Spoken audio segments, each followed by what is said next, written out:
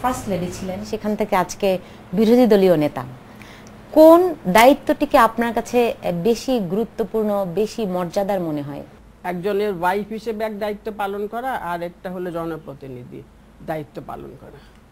আমার মনে হয় যে জনপ্রতিনিধি হিসেবে দায়িত্ব পালন করাটা সবচেয়ে বেশি ভালো। একটি মহিলার কিন্তু অনেক কয়টা ভূমিকা তাকে পালন করতে হয়, অনেক কয়টা ভূমিকা। তো সেজন্য আমি এই জন্য বলছি দুইভাবে, দুটো দিক দুটোভাবে ছিল। যখন উনি যখন দায়িত্বে ছিলেন তখন কিন্তু আমি পলিটিক্স করি নাই, রাজনীতি করি নাই। আমি রাজনীতি করেছি তারপরে। আমার মনে হয় যে জনপ্রতিনিধি হওয়াটাই সবচেয়ে আমার কাছে ভালো লেগেছে, যেহেতু জনগণের জন্য কাজ করাটা আমি পছন্দ করি। এখন বিরোধী দলীয় নেতা হওয়ার আগে দলে সবসময় আপনাকে একটু ডানপন্থী, একটু বিএনপি পন্থী বলে সবাই চিনত। তো এইবার নির্বাচনে সেই বিষয়টা আপনি আওয়ামী লীগ সরকারের পক্ষ অবস্থান নিলেন, এটা অনেকের কাছেই অনেকেই জানতে চায় বিষয়টা আসলে কি। বিএনপি পন্থী বলে কিছু নেই, আমি তো জাতীয় পার্টি করি। বিএনপি পন্থী না, কিংবা আমি আওয়ামী পন্থীও না, আমি করি জাতীয় পার্টি। আগে আমি বলতে চাচ্ছি যে বেগম খালেদা জিয়া উনি ছিলেন আর্মি চিফের ওয়াইফ, তারপরে হলেন প্রেসিডেন্টের ওয়াইফ। সেই সূত্রে আমার হাজব্যান্ড আর্মিতে ছিল, সেই সূত্রে আমাদের তার সঙ্গে পরিচয় ছিল। এর বাইরে তো আর তেমন কিছু না। 5ই জানুয়ারি নির্বাচনে এরশাদ সাহেব নির্দেশ দিলেন সবাইকে করার, মনোনয়নপত্র প্রত্যাহার করে নিয়ে যাওয়ার, এবং তিনি ঘোষণা দিলেন যে নির্বাচন থেকে তিনি সরে দাঁড়াচ্ছেন। তো সেই ক্ষেত্রে আপনি অনড় অবস্থান নিলেন, আপনার যুক্তিগুলি কি ছিল? তখন দেশে যে অবস্থা বিরাজ করছিল, সেই অবস্থার প্রেক্ষাপটে আমি অনেক চিন্তা করেছি। প্রথম তো এরশাদ সাহেব বললেন, যে জাতীয় পার্টির চেয়ারম্যান বললেন যে উনি ইলেকশনে অংশগ্রহণ করবেন। তারপর উনি বললেন যে করবেন না। দেশে যেভাবে হরতাল, অবরোধ, পেট্রোল বোমা চলতেছিল, তারপরে জনগণ যেভাবে হয়রানি হচ্ছিল, দেশের যে পরিস্থিতি ছিল, যদি ইলেকশনগুলো না হয় আবার তাহলে 1/11 চলে আসবে। 1/11 চলে আসলে তো দেশের জন্য মঙ্গল না, রাজনীতিবিদদের জন্য মঙ্গল না। যেহেতু আমাদের চেয়ারম্যান কি চিন্তা করে উনি এটা থেকে সরে আসলেন, আমি ওনার সঙ্গে অনেক কথা বলেছি, কিন্তু উনি বললেন যে ইলেকশনটা না করাই ভালো। আমি বললাম যে ইলেকশনটা করতে হবে, এই জন্য যে দেশের যে পরিস্থিতি আছে সেই পরিস্থিতিতে আমাদের উতরাতে হবে, তারপর রাজনীতিবিদদের উপরে মানুষের আস্থা হারিয়ে যাবে। সেই জন্য আমি সাহস করে দাঁড়িয়ে গেলাম, এবং সেই সাহসটা আমাকে আল্লাহ দিয়েছে। এমনিতে দলের ভিতরে এবং রাজনৈতিক মহলে একটি ধারণা ছিল যে আপনার সঙ্গে আওয়ামী লীগের একটি দূরত্ব আছে, আবার এরশাদ সাহেবের সঙ্গে কিছুটা ঘনিষ্ঠতা আছে, কিন্তু সেটি পুরোটা ব্যতিক্রম হয়ে গেল এই 5ই জানুয়ারি নির্বাচনে। আওয়ামী লীগের সাথে দূরত্ব আর কাছে বলে কিছু না, আমি তো দেশের সাথে, জনগণের সাথে ইলেকশন করেছি, সেটাই আমার উদ্দেশ্য ছিল। আচ্ছা, সেই নির্বাচনে আপনি যে অনড় অবস্থানটি নিলেন এবং এরশাদ সাহেব পাল্টা অনড় অবস্থান নিলেন, সেখানে কি আপনারা দুজন কি আলাপ আলোচনার ভিত্তিতে একমতে আসার কোনো সুযোগ কি ছিল? ওনার সঙ্গে পরে আমি আলাপ করেছি, করার পর উনি বলছেন ঠিক আছে তুমি ইলেকশন করো, তুমি যখন চেষ্টা করতেছো, করার চেষ্টা করতেছো করো। তারপর আমি করেছি।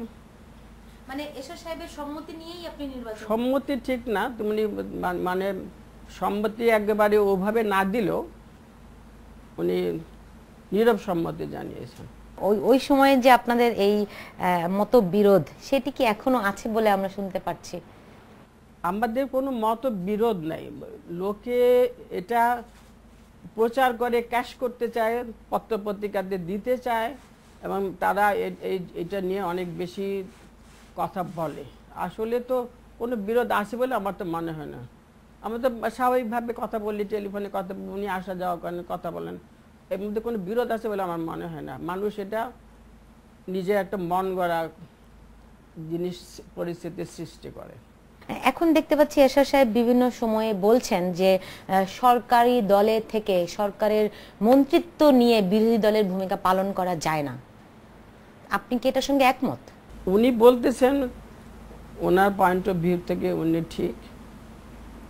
আমরা বিরোধী দলের ভূমিকা পালন করছি, সেই সঙ্গে আমরা সরকারেও আছি, এটা ঠিক।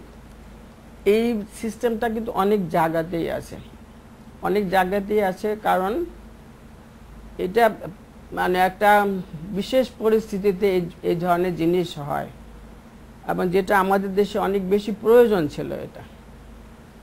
আর সরকারের সাথে মিলেমিশে কাজ করতে গেলে অনেক কিছু করতে হয়।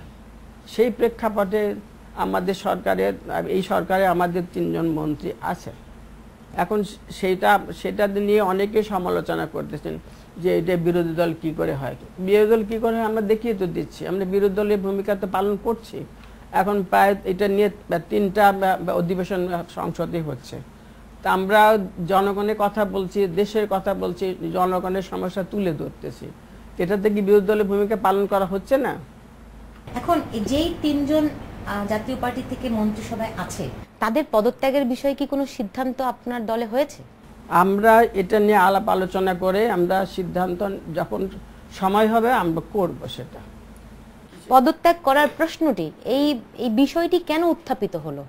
উত্থাপিত হলো এই জন্য যে মানে বাইরে যেহেতু অনেকেই বলে যে তারা বিরোধী দল কিভাবে সরকারে আছে আবার বিরোধী দলে আছে, এই ধরনের সেই প্রেক্ষাপটে কথাগুলি এসে পড়েছে।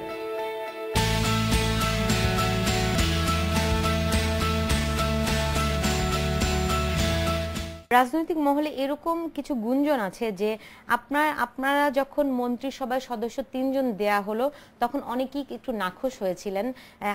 আপনাদের জাতীয় পার্টির পক্ষ থেকে মন্ত্রী সংখ্যা বাড়ানোর আরো অন্তত 5টি পদ দেওয়ার, মন্ত্রিত্ব দেওয়ার দাবি ছিল জাতীয় পার্টির পক্ষ থেকে, সেটি দেয়া হয়নি।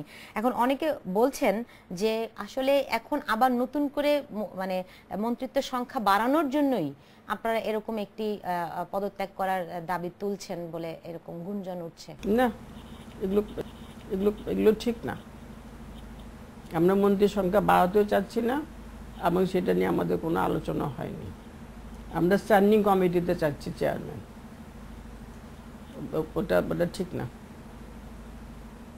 কয়টা চেয়ারম্যান চাচ্ছেন?